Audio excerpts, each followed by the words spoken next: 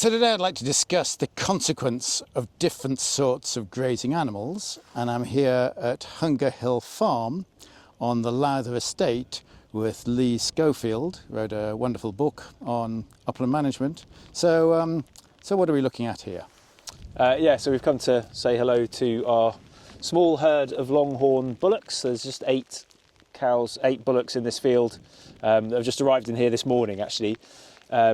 So cows graze in a really very distinctive way, in a way that's very positive for biodiversity. Unlike sheep and horses and ponies, which are able to kind of graze quite close to the ground, cattle rip the vegetation using their tongues. So they tend to leave a sward which is much more complex. You know, it tends to have areas that are sort of longer and shorter, much more structurally diverse. And that has a knock-on benefit for invertebrates and, a whole host of other wildlife. And they also, they trample the ground too and leave cowpats. What are the consequences of that? They do, yeah. So their cowpats are really important if they're not treated with, anti-wormers, ivermectins and such like. Then they can support, significant diversity and abundance of dung beetles and a range of other dung-loving invertebrates. The slots they make with their hooves. So on relatively soft ground like this, just as they walk through, they will be making kind of slots in the thick vegetation. And that allows kind of seeds to kind of get in and germinate, be that of trees or other wildflowers or what have you. So they don't create quite as much disturbance as pigs would, for example, but they do create this kind of low-level sort of disturbance regime. And so cattle are the ancestors of aurochs, the kind of the wild cattle that used to be present in the UK. It's thought that a huge expanse of the UK, particularly the kind of the parts of the uplands, would have been much more wooded and would have had this kind of mosaic of open and wooded habitats. And that's the habitat that cattle are sort of genetically adapted to over time. So they do have an impact on tree growth. They do browse trees. They will prevent trees from becoming really dense, but they don't suppress them to the point of not allowing them to regenerate at all. So they're effectively kind of creating that wood pasture landscape if we allow them to do so, and if there is a suitable seed source in the local area. So next we have horses. These obviously came from the tarpan, the ancient horses we have, just like the cattle came from aurochs and the pigs wild boar. So what's the role of horses in managing grasslands? So in the absence of sheep, in that kind of pre-agricultural, pre-human Great Britain, horses would have been the animals that created the short grassland conditions. So they can graze very close to the ground. So they can make very sort of very tight, sort of dense mats of grassland. So really good for things like lapwing, for example, for the kind of smaller herb species that will struggle to compete with the sort of the taller grasses. One of the things that horses do that sheep absolutely don't do is that they can tackle really quite coarse, dense vegetation. So when I used to work for the RSPB in Swindale, we used fell ponies, these two are fell ponies, to graze off an area that become dominated with Molinia, purple moorgrass and rushes, and concentrating them into that area. It was an area of triple SI. They knocked back that dominant vegetation and allowed for an incredible flourishing of devil's bit scabious, heath-spotted orchids, and a whole range of other wildflowers. And as a result of that, marsh fritillary butterflies returned to that area to breed, and that's directly as a result of using the fell ponies for conservation grazing.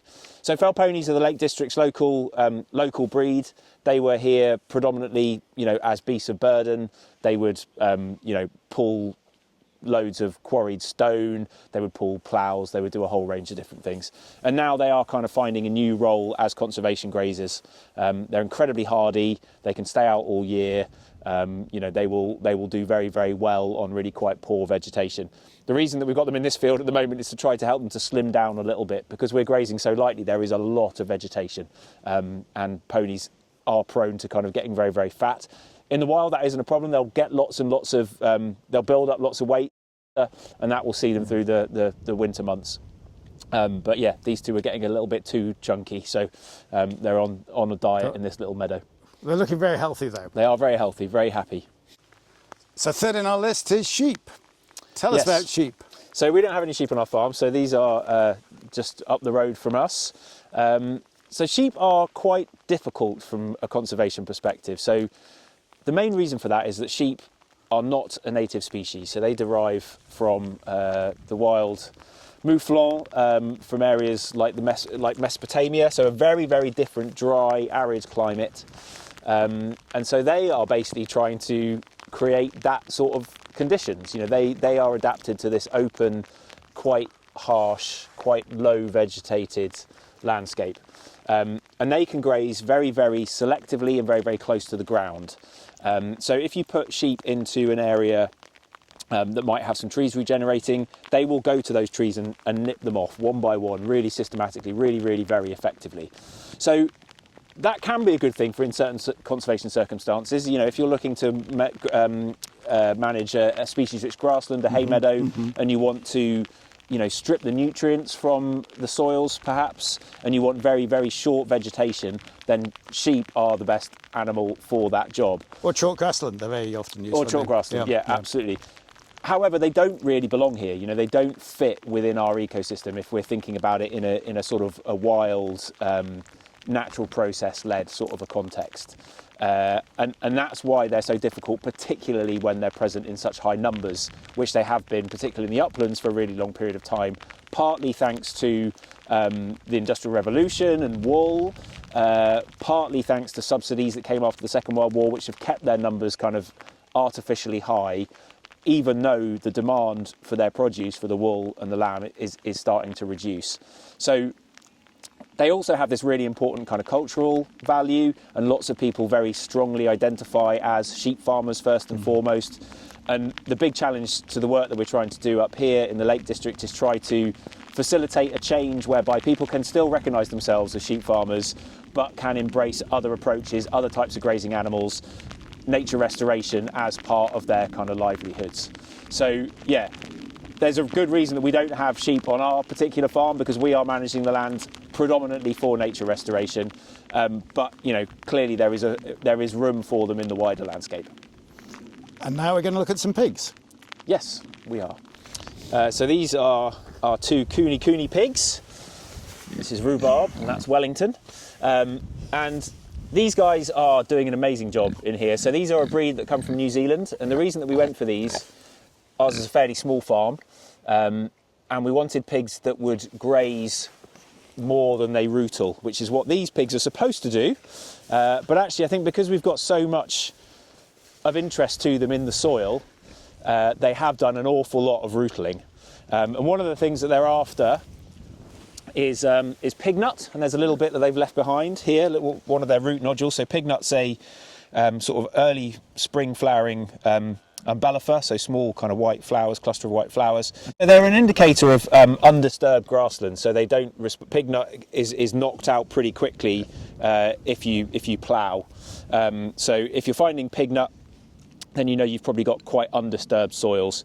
But the pigs absolutely love these, and they're actually edible to people. They're really tasty, taste a bit like macadamias, and they're the nuts that you gather in May, as the nursery rhyme goes.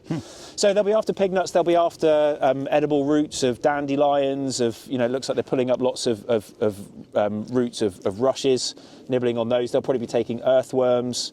And other invertebrates as well. So, pigs are the classic omnivore. They're taking lots and lots of different things. So some people just say this is destruction. What's the good thing? And it is destruction. And nature needs a bit of destruction. Pigs are obviously a native species, not this particular variety, but the wild boar that we have been providing this kind of disturbance in the UK's ecosystem for, a very, very long time. And so what pigs do that no other animal really does is create these kind of bare ground conditions. And so, what are we now? We're in the end of August. So there's going to be sycamore seed ripening. There's going to be birch seed coming along quite soon. It's going to be a really good year for acorns. And then obviously all the kind of various wildflowers and things. If seeds kind of land on this, then they have a much, much better chance of germinating and growing than they would in the kind of the quite thick grassy sward that we've got around the outside. So they have massive, massive benefits, and I think we should be using them a lot more in conservation grazing regimes, but they're not very compatible if you wanted to mow, for example. You know, you're not going to get a mower over all this kind of stuff. You're going to end up with a lot of soil. They're not very compatible if you want a nice, neat and tidy environment. That's certainly true here. But actually nature abhors a neat and tidy environment, and we need lots more kind of chaos and mess. That's what wildlife is kind of really craving in our isles. So yeah, pigs do an amazing job of that. So to summarise, it seems each of them have strengths and different uses. Yep. Definitely, yeah, and they each do something quite different, and they're each creating the habitat that they are adapted to thrive in. So pigs are a woodland animal, so they need places. You know, you can look at them; they're not good at getting away from a predator. They want to be kind of hidden away. They want kind of deep leaf litter to kind of sort of den up into. So these conditions are optimising the opportunity for woodland to establish. Cows are more of a kind of wood pasture, kind of mixed landscape, so they have a bit of an impact on trees.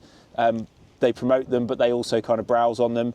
Sheep and ponies are animals of kind of open landscapes, so they tend to have quite a significantly negative impact on trees and browse trees much more. So these animals are all basically engineering their ideal habitat.